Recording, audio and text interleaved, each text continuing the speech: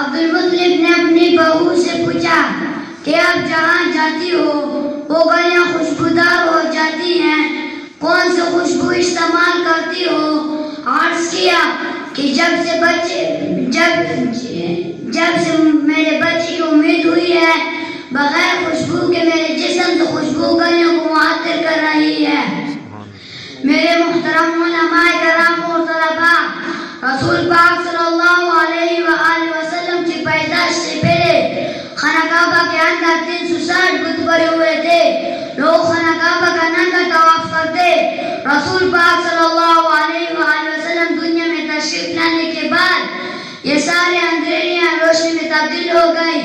جابر رضی اللہ بیان کرتے ہیں، میں نے ایک انسان کو دیکھا اور اللہ کے نبی صلی اللہ علیہ وآلہ وسلم کو اللہ کے نبی صلی اللہ علیہ وآلہ وسلم مجھے چاند سے زیادہ خوبصورت نظر آ رہے تھے۔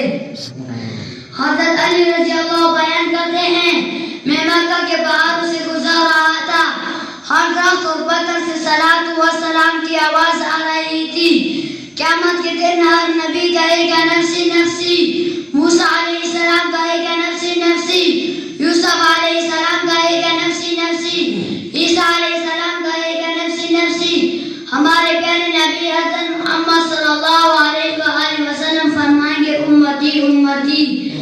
اللہ ہم سب کو اللہ کے نبی صلی اللہ علیہ وآلہ وسلم کی سچی محبت نصیب فرمائے۔ وآخر دعوانا الحمدللہ رب العالمین۔ اسامہ حماد آپ کے سامنے سیرت نبی صلی اللہ علیہ وسلم کے موضوع پر بیان فرما رہے تھے۔ ایک انگریز لکھتا ہے، You give me good mother, I give you good children۔ آپ مجھے اچھی مائی دے دیں، اچھی مائی تو میں آپ کو اچھے بچے خود بخود دے دوں گا۔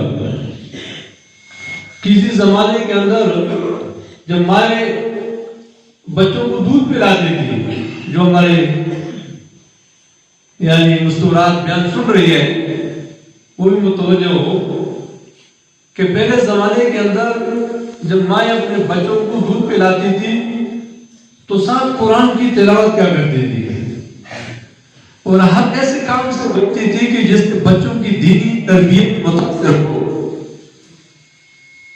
وہ جادو دے رہی ہے، کھانا پکاتی ہے، تو ساتھ اللہ کا ذکر کرنے میں مشغول ہوئے۔ ایک پیر صاحب کا واقعہ لکھا ہے، کہتا ہے وہ جاتا ہے